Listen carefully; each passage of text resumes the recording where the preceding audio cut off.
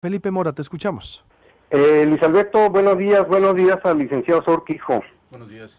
Pues ante todo, mira, Luis Alberto, quiero expresar mi reconocimiento y admiración a los y las trabajadoras del STEUS y sus familias por su capacidad de organización, resistencia y convicción en la defensa de lo que consideran son sus derechos.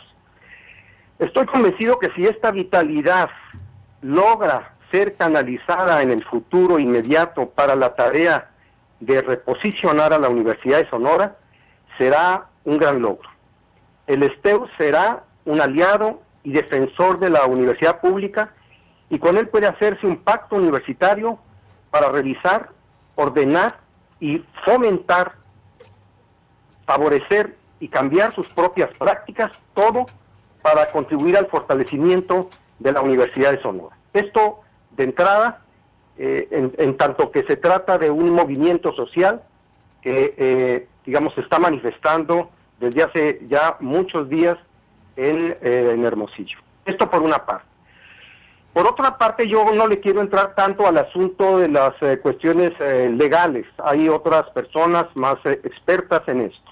Bueno, lo que sí quiero decir es que la Universidad de Sonora, todos los miembros, desde el rector hasta el más modesto de los trabajadores, estudiantes, empleados y académicos, ha sido expuesta de manera innecesaria al fuego del más despiadado escarnio público, especialmente de parte de posturas muy conservadoras y que están haciendo un enorme desconocimiento de los derechos sociales. Esto por una parte.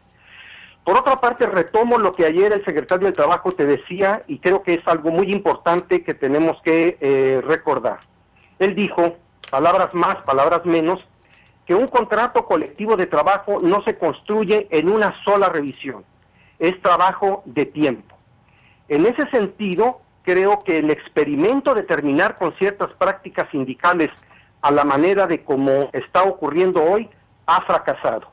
Tiene un alto costo moral, académico y económico, hecho este que debe ser evaluado por instancias internas en la universidad.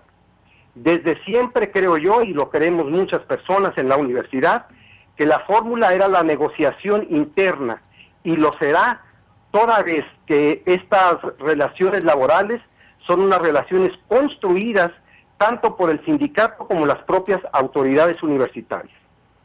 Enseguida también pienso que lo que este conflicto nos está revelando es que muestra una institución con una estructura muy vertical que deposita en la figura del rector un poder sin contrapesos, toda vez que ninguna de las instancias universitarias tiene facultades para intervenir en problemas como el que estamos padeciendo, problemas que constituye una de las debilidades de la institución.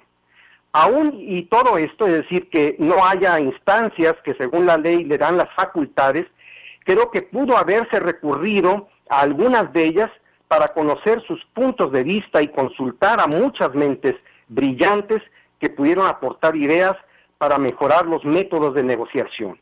Esta idea, por cierto, la manejaba el otro día el señor rector, en el sentido que quiere concretar y ubicarse y desarrollar el artículo, la cláusula 3 del contrato colectivo, para que las relaciones laborales se administren y piensen en los marcos de una universidad pública. Esto lo sostengo yo, lo digo yo esto último. Por otra parte, creo que este fenómeno también nos está indicando que la universidad requiere desde hace rato una refundación. Hay muchas prácticas en casi todos los órdenes que deben cambiar. La estructura misma requiere de una evaluación. Uno de los reclamos más sentidos es el deseo de transparencia en el uso de los recursos y las marcadas diferencias en los estratos salariales y los privilegios. Otra es también, y es una llamada de atención, al crecimiento del aparato administrativo y de sus criterios por encima de la orientación académica. Estos solamente son algunos de los reclamos más sentidos. Por otra parte, bueno, como la situación todavía no se resuelve y creo que estamos en una situación, digamos, que interviene la parte jurídica, pero también la parte política, pone las cosas en tremendo peligro, sobre todo porque considero que el tiempo que se llevó el Estado en intervenir, y lo hace de manera, digamos, como muy poco clara. Ya algunos abogados han dicho que las medidas de considerarlo legal, pero haciéndolas ilegalmente, etcétera, como muy churrigueresca estas formas de operar, están llevando a la universidad a una situación muy peligrosa, sobre todo por lo siguiente.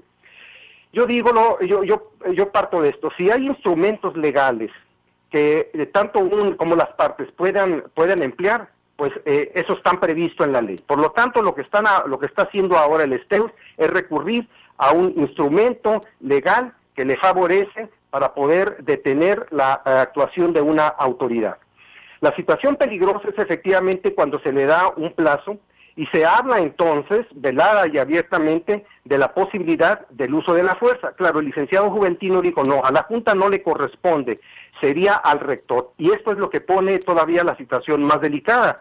En todo caso, el rector, si tiene esa facultad para llamar a la fuerza pública en caso de que el STEUS no entregue las instalaciones porque a su vez la autoridad laboral no obra con oportunidad, entonces yo creo que el señor rector tendrá que convocar a la comunidad universitaria para dirimir este asunto. En ese sentido, por eso yo considero que la propia estructura de la universidad es muy vertical. Solamente un pequeño grupo está facultado para entrarle a estos problemas. De tal forma entonces que sí estamos viviendo una situación muy delicada, los trabajadores están dispuestos a muchas cosas, y claro, también no debemos de dejar de considerar el hecho de que los estudiantes están interesados en regresar a clase y sobre todo en no perder el semestre. Creo que esta situación se debió prever hace muchísimo tiempo, y la prueba de que hay un interés de parte de la sociedad y de los medios es que desde tiempo, que lo comentaba el otro día, de todo este tiempo, el asunto de la universidad no ha salido de los medios. Constantemente se está comentando sobre la situación, lo que significa de la importancia y de la vitalidad que tiene la Universidad de Sonora. Por lo tanto, yo considero que en esta situación que estamos viviendo es sumamente delicada y que tiene que haber toda la inteligencia y la claridad para tomar una buena decisión. Raimundo Sourquijo, ¿qué opinas de la parte legal, la parte sociológica, política, administrativa, muy bien abordada por Felipe Mora? ¿Qué opinas tú de la parte legal, de la resolución, de la Junta, frente a qué estamos? ¿Se puede volver a clases mañana? ¿Cuándo surtiría efecto el amparo? Explícanos, por favor. Bueno, son varias cuestiones que son un poquito difíciles de entender y de poder exponer así de manera muy clara, sucinta. Pero necesitamos la claridad para el auditorio, porque ellos digo, ya tenemos la versión, ya escuchamos a Juventino, dice, para hacer el resumen y lo escuchamos, tiene que desalojar la Unison a las 24 horas de hoy, que se cumplen las 24 horas, ¿no? El amparo surtiría efecto en 2 o 3 meses. Si no desalojan, ya sería la rectoría la que dice si se usa o no la fuerza pública o se acaban las relaciones laborales. Dice Modesto Torres, vamos a ampararnos hoy ante la Junta para dejar sin efecto esa resolución y no entregar las instalaciones porque el laudo es arbitrario, es ilegal. Eso que dicen que es atípico es ilegal. Ese es el resumen, la interpretación. Mira, coincido con el líder del sindicato en que el laudo dictado por la Junta es completamente ilegal. ¿Por qué razón? Porque la Junta no tenía la más mínima facultad para poder analizar el fondo del asunto. A la Junta se le planteó un incidente de inexistencia de la huelga que terminó declarándola existente. Pero a partir de ahí, la Junta debió haberse esperado que alguna de las partes hiciera la promoción, ya sea solicitando el arbitraje o solicitando que se declarara la imputabilidad de la huelga. No hubo tal impulso al procedimiento por ninguna de las partes. Por lo tanto, la Junta no tenía ninguna facultad para entrar al fondo del asunto. Sin embargo, entró al fondo del asunto sin tener facultades, sin que nadie se lo hubiera pedido.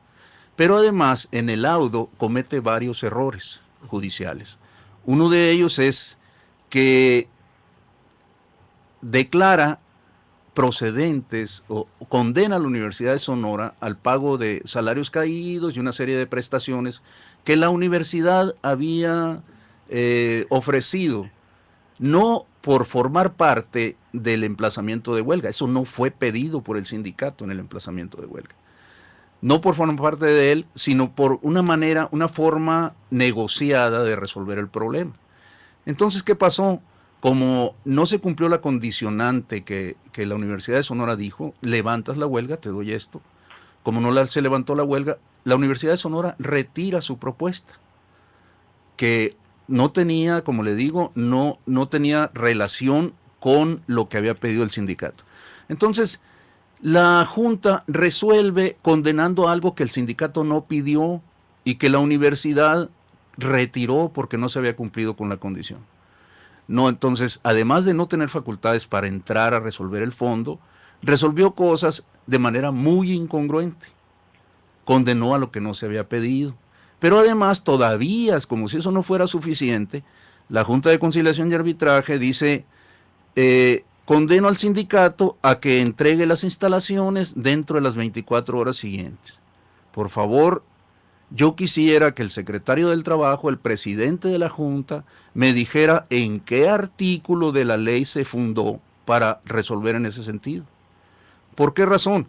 Porque las 24 horas para la entrega de instalaciones, para el regreso al trabajo, se da cuando se declara inexistente la huelga. Si la huelga se declaró existente, ese artículo no tiene ninguna aplicación. Ahora, la Junta afirma que dictó un laudo. Si estuviéramos con la ley anterior a la reforma, el laudo voluntariamente debe cumplirse dentro de las 72 horas, decía la ley anterior. La ley actual dice, el cumplimiento del laudo se deberá hacer dentro de los siguientes 15 días hábiles.